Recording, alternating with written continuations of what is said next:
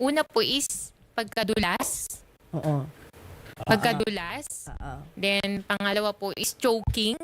Yung Yan, pagkasamit. dulas, choking. Oo. Yan po. And then, pangatlo po is So, dulas. pagkadulas. Kaya yung fall, very Opo, important, fall. no? Choking, Opo, yung choking, biglang yung mabibilaukan. Huwag tayo masyadong magalaw kasi para ho kayo sumasayaw sa TV.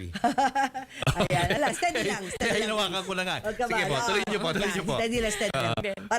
Para rin kayo matanda na nasa rocking chair, no? Pero pag ganun lang, pag ganun Sige, lang. sige, tuloy niyo. Sige, tuloy mo. So, dulas, Pagkadulas. choking, choking. ano ba yung isa? Yung nahuhulog sa kama. Kasama Yung ba fall yun? na po yun, ma'am. Ah, Fall. under Kasama fall po na na yun. ng Ano yung fall. isa pa? Yung mga atake, ano ba? Yan. Then, heart attack po. Sudden heart attack. Yung sudden Sudden heart heart attack. attack po. Opo. Yan, na nangyayari usually anong oras? What time of the day? Meron bang ganon? Kapag po sinabing sudden, wala po siyang time eh. Talaga. Opo. So, mostly kaya po tayo kumukuha po ng mga caregiver. Unang-una pong role kasi ng caregiver is to monitor their vital signs, assist, and then hanggat kaya po, 24/7 po talaga nakasama sila ng ating mga elderly. Pero those who cannot afford to hire, di ba, or to pay mga licensed nurses and caregivers, pero nangyari bigla ito sa bahay, ano po yung basic actions na dapat gawin? Unahin natin yung dulas. Sa dulas po, at kung sakaling halimbawa po ay nakita ng ating kasama sa bahay or anak or kasambahay, unang-una po is tingnan po muna natin yung sitwasyon. Huwag po natin agad gagalawin po yung ating lolo't lola. Then, tumawag po agad to tayo ng ambulansya, or kung meron po tayong mga kaibigan ng mga doktor, itawag po natin sa kanila at inform po natin sila. So steady lang. Kumbaga, Yes po. wag patatayuin, wag bubuhatin, kahit paupuin, wag paupuin. No po. Talagang Nakahiga lang, kung nakahiga paano lang yung po. posisyon niya Yes na nadulas po. siya, Opo. wag gagalawin. Opo. Kasi may tendency po na posibleng nagkaroon ng fracture sa hips, especially po sa Yeah. hips. Yeah. And then yung sa ulo po natin, Oo. posibleng pong nauntog. Yun po. And then obserbahan din po natin kung okay po ba sila, nakakausap. Oo. Pero yun po. Ano ba yung mga dapat tanungin sa Kung okay po ba siya, tingnan din po kung ano po yung kulay ng mukha. And then, kung nakita nyo naman po na may breathing pa naman po and then may pulse pa naman po, nakakausap naman po siya, itawag na po natin sa ating mga... paano kung unconscious? Kung unconscious po siya, at kung wala pong trained na responder or caregiver or na doon po sa bahay, agad pong tumawag po sa ng ambulansya po. Pag Opo. gising pa, pwede bang bigyan ng tubig? No, hindi mo na po. No. Kasi nakikita ko yung papa, bigyan ng tubig, di ba? Yun ang unang Opo. parang, There- May tendency po kasi na, gising po siya, Oo. pero wala po yung sa sariling isip niya. So, pag pinainom po natin sila ng tubig, posible po silang ma-choke. ayun, macho. Yan. Or malunod. Or Yes something. po. Okay. O, tandaan nyo yun, guys. O, papa, yung sumunod naman. Pangalawang top problem ng mga nangyayari sa mga Ayun na nga, dementia. binabanggit ni ma'am, yung Choking. choking. Ayan na. Choking, opo. Okay. Kapag po kasi may edad na, kadalasan po, di ba, maano na po yung kanilang panlunok. Medyo mahina na.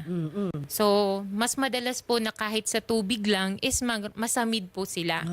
Ayun. So, babantayan din po natin kasi ang pagkasamid po ng isang matanda, it would lead to aspiration pneumonia. Ito po yung kadalasang nagiging sakit po ng ating mga matatanda. Dahil pala sa pagkasamid. Yes po. Meron din pong tinatawag na aspiration pneumonia. Hindi lang po yung pneumonia because of laging nakahiga. Correct. Or, oo. no, or, hindi po. or nalamigan yung likod. Nalamigan yung likod, Hindi, ganon. Hindi po. lang yun ang cause. Opo. Yung pag-inom pala. Ang pag-inom Ay, po ng pulmonig tubig yun. at nasamid po, Yeah. yun po. Kaya pala, dapat dahan-dahang uminom. Dahan-dahan lang po. O magsustraw? Ano ba? Yes, mas Makakatulong. okay po kung Straw, naka-straw. kasi Especially po kung ang ating pong mga matanda is makakalimutin na, hindi na alam kung tama pa po ba yung kanilang ginagawa. Opo. So, kailangan po ang ating pong kasama sa bahay, palagi po natin ipapaalala sa kanila na dahan-dahan po ang pag-inom. Iuutusan po natin sila. Parang, Sasabihan Opo. mo. Halimbawa po, ang parang- sabihin natin, mami, Oo. dahan-dahan lang po yung pag-inom mo po, ha? O sige po, sip-sip ka na po. Okay, sige po, relax lang po. Yeah. So, kailangan po i-approach natin at ipapaalam po natin sa kanila Yeah. kung ano po yung tama po nilang gawin. Pag-inom. Yes Wag po. lang painumin ng milk tea na may sinkers ha, na may gulaman, yung ang tawag mo doon, yung sago. Sago. Yung may sago kasi pag nakastraw, Yes po. dire-diretso sa Dire-diretso lalamunan, po machuchoke siya. siya. I'm not kidding, Jules ha. Alam natin, inang milk tea, baka yung mga apo, pasalubungan yung mga lola. Tandaan natin, baka machoke sila kung iinom sila ng milk tea using a straw. So, it's really what they eat din. Ano ulit yung pangatlo? Sudden heart attack. Sudden or heart stroke. attack Oo. or stroke. Ito po ay nangyayari kung halimbawa po mas madalas po is tuwing natutulog. Yan. Habang natutulog. Habang natutulog po. Bakit? Ba't habang Bakit habang natutulog na relax Yung sila? wala Yes namang po. activity yun. Oh, yan, Ito tama po ka, kasi Vic. yung andun na po yung point na tumataas na po yung kanilang blood pressures.